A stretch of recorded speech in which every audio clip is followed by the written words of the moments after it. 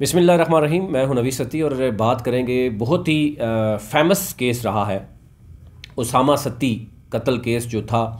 अगर हम इसकी थोड़ा सा डिटेल में जाएं तो 2 जनवरी 2021 रात 2 बजे एक ऐसा जो नहीं कि वाक़या पेश आया जिसमें पुलिस ने भरपूर कोशिश की कि एक नहत्ता 22 साला तालिब इल्म जो था FSC का उसामा सत्ती, जिसको रात 2 बजे जो है वो 17 गोलियां, टोटल मजमूई तौर पर 22 गोलियां मारी गई, लेकिन 17 गोलियां जो है वो गाड़ी पे लगी और वो अकेला था, उसके पास कुछ भी नहीं था।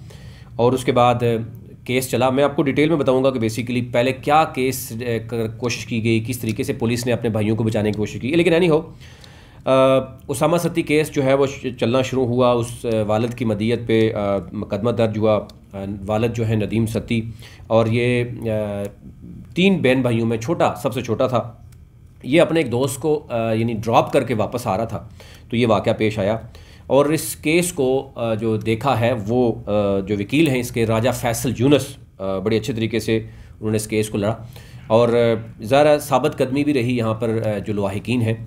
लेकिन इसमें बड़ा रोल रहा जो लोकल यहाँ के जितने भी खित्ता कोसार के लोग हैं, उन्होंने भरपूर तरीके से प्रेशर डेवलप किया। यहाँ की बिज़नेस कम्युनिटी ने, आपने देखा होगा, बहुत हद तक एहतजाज किया, रोड्स ब्लॉक की।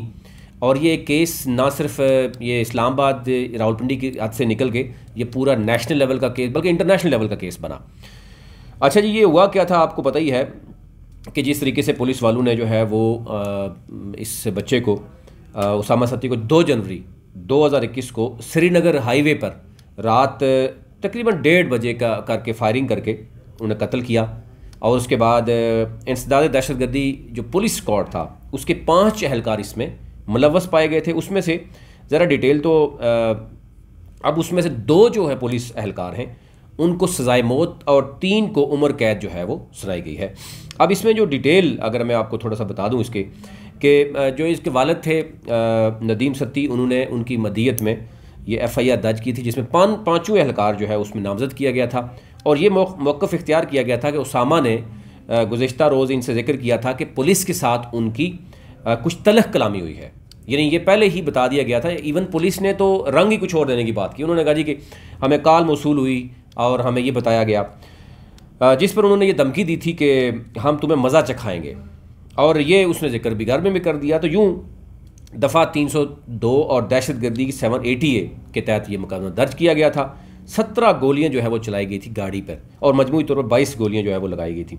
अच्छा, इसके बाद हमने ये भी देखा कि उस वक्त पुलिस को जब ये कहा गया कि पुलिस को इत्तला मिली कि गाड़ी में सवार डाकू शम्स कॉलोनी के इलाका में डकैती की कोशिश की, और उसके बाद ATS पुलिस जो थी उसने इलाका में गश्त शुरू कर दी। और उन्होंने कहा जी मशकूक गाड़ी को देखा गया और उसका ताक़ब किया गया और फिर उसको रोकने की कोशिश की गई। ड्राइवर ने गाड़ी भगा दी और पुलिस ने जो है वो एक मनगढ़ंत कहानी बनाई गई कि पुलिस ने मुतअद्दिद बार जो है वो 10 गाड़ी को रोकने की कोशिश की, गाड़ी नहीं हुई। फिर हम इस तरीके से, यानी कि जिस तरीके से हमने फिर गाड़ी के ड्राइवर को लग गई। उन्होंने कहा जी कि हमने टायर को मारी गोलियां, ब्रस्ट करने की कोशिश की टायर को, लेकिन बदकिस्मती से ड्राइवर को लग गई और उसकी मौत वाक़या हो गई। ये एक स्टोरी गढ़ी गई और इसमें भरपूर कोशिश की गई कि पुलिस एहलकारों ने अपने पेटी भाई जो हैं उनको बचाने की कोशिश की। लेकिन क्योंकि ये इस मामले को इसकी गूंज इस हद तक गई कि सेनेट में भी सुनी गई। सेनेट के साथ साथ जो है वो इंटरनेशनल लेवल से एक बहुत बड़ा प्रेशर रहा इसका कि जिस तरीके से ये केस जो है वो उठाया गया। इसमें मीडिया का रोल, सोशल मीडिया का रोल बड़ा रहा, वकला बरादरी का बड़ा रोल रहा, बिज़नेस कम्युनिटी का बड़ा रोल रहा। इवन जो सियासतदान हैं, लोकल पॉलिटिक्स यहाँ पर बड़ी इन्वॉल्व रही। उन्होंने यानी सियासत से बालातर होकर सब ने इनका साथ दिया और ये केस टेस्ट केस था। अब उसका जो फ़ैसला है वो आपके सामने है। इसी तरह का केस इस वक्त मौजूद है और वो आपको पता ही है, बड़ा अहम केस है। PTI के जो रहनुमा थे पिंडी में, जिस तरीके से उनको, वो भी बिजनेसमैन थे और उनको जिस तरीके से कत्ल किया गया, और अब वो केस इस वक्त मौजूद है, वो भी एक टेस्ट केस बन रहा है। उसके लिए भी बड़ी आवाम ने यानी सियासत से बालातर होकर उस केस को भी जो है वो देखा जा रहा है। एनी हो, उसामा के जो हलवाहिकीन थे उन्होंने कायमा कमेटी में कत्ल की तहकीकात पर अपने तहफ़्फ़ुज़ात का इजहार भी किया।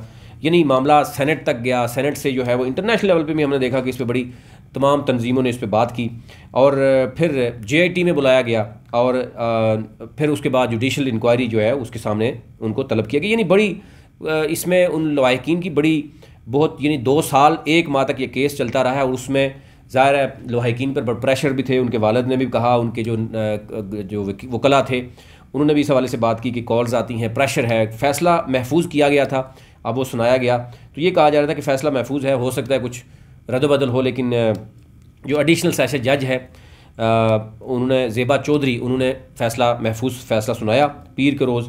और उसके बाद जो हमने देखा कि सिविल सोसाइटी है उसने बड़ा खैर मकदम किया कि इस तरीके से ये एक टेस्ट केस है और इस तरीके से अगर आप केसेस को मेरिट पर देखेंगे तो पुलिस जो है वो पुलिस का जो रवैया है कि कभी भी कोई ऑपरेशन शो करके कहीं जो है वो पुलिस मुकाबला शो करके इस तरीके से मार दिया जाता है। तो ये इस्लामाबाद में एक बहुत बड़ा टेस्ट केस था जो कि हमने देखा कि उसमें अभी तक चीज़ें तो सामने आई। लेकिन अब ये 2 जनवरी रात 2 बजे का वक्त है जब उन्होंने कहा जी कि मेरा बेटा H11 जो है वो यूनिवर्सिटी यानी नेस्ट यूनिवर्सिटी छोड़ने गया अपने दोस्त को और वापसी पर जो है इन 5 एहलकार जो पुलिस एहलकारों ने इसकी गाड़ी का पीछा किया और फिर गाड़ी को टक्कर मारने के बाद फायरिंग की जिससे बेटा जो है मौका पर हलाक हो गया। आप इसी से अंदाज़ा कर सकते हैं कि 17 गोलियां चलाई गई और वो नहत्ता यानी एक बच्चा 22 साल का था, उसके साथ भी कोई नहीं मौजूद।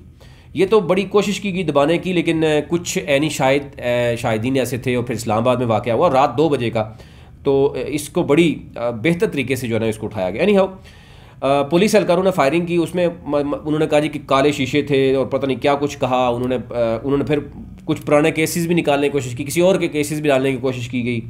बहुत कोशिश की गई कि इस 22 साल बच्चे को किसी तरीके से मशकूक बनाया जाए और पुलिस के जो मुलाजमीन हैं उनको बचाया जा सके। लेकिन एक तो यह है कि पहले ही ये 5 एहलकार जो है वो बरतरफ कर दिए गए थे, अब उनमें से 2 को सज़ाए मौत है और बाकी अब ये कहा जा रहा है कि जो अदालती फ़ैसले के बाद उसामा सत्ती के जो वकील हैं राजा फैसल, उनकी तरफ से भी और जो बाकी जो लीगल एक्सपर्ट हैं वो समझते हैं कि अदालत ने अपने फ़ैसले में ये मिसाल कायम की है और उसामा के वालिद और उसकी जो लवाहिकीन हैं और स्पेशली जो उन लोगों ने उनका साथ दिया, उन्होंने कहा जी बहादुरी का से केस लड़ा और अल्लाह ने इन्हें कामयाबी जो है वो दी। अब ज़ाहिर है 31 जनवरी तक ये ट्रायल मुकम्मल था और उसके बाद फ़ैसला महफूज किया गया था। अब वो फ़ैसला आपके सामने आ गया है कि अब यानी उनमें से इस जो 2 पुलिस एहलकार हैं सज़ाए मौत, 3 को उम्र कैद है।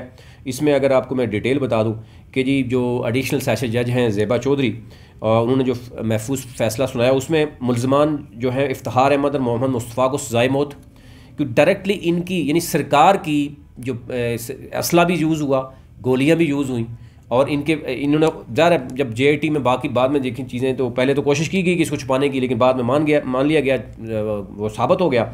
जबकि सईद अहमद, मुदस्सर मुख्तार और शकील अहमद को उम्र कैद जो है वो सज़ा देने का हुक्म दिया गया। अब ज़ाहिर है अब आगे मामला कहाँ तक जाएगा, लेकिन एक चीज़ ये है और 5 एहलकारों को नौकरी से बरतरफ कर दिया गया। तो ये ओवरऑल सूरत थी। थोड़ा सा कुछ लोगों को शायद वो भूल गए थे कि 2 साल 1 माह तक ये केस चलता रहा, लेकिन ये सिविल सोसाइटी, बिज़नेस कम्युनिटी का तमाम जो मकातफ़ फ़िक्र के लोगों ने मिलकर इसको उठाया और एक टेस्ट केस के तौर पर सामने आया और इससे साबित होता है कि अगर आप इंसाफ के लिए खड़े हो जाए तो डेफिनेटली फिर आपको इंसाफ मिलता है। तो सिमिलर केस इस वक्त भी मौजूद है रावलपिंडी में। इस तरह के कई हज़ारों केसेस हैं, लेकिन कुछ केसेस ऐसे भी हैं जो राव अनवार जैसे लोग भी बरी होते हैं। तो उससे अंदाज़ा हो जाता है कि हमारे यहाँ जो इंसाफ का मामला है वो क्या है और हमारे यहाँ अदलिया क्यों 136 नंबर पर है। लेकिन अगर आवाम खड़ी हो जाए, सिविल सोसाइटी खड़ी हो जाए और सोशल मीडिया पे बड़ा अहम रोल अब प्ले होता है, प्रेशर के बाद ही हमें कुछ नज़र आता है कि हमारी अदलिया भी प्रेशर में आके कुछ फ़ैसले देते हैं। अदरवाइज़ आपको पता है फ़ैसले अमूमन जो है वो कहाँ पे होते हैं। तो ये ओवरऑल सूरत थी। बहुत से लोग जानना चाह रहे थे, आप तक कोशिश की कि ये जो ट्रू स्टोरी थी वो आप तक पहुँचे। अपने मुल्क का ख्याल रखिए। अल्लाह के बाद।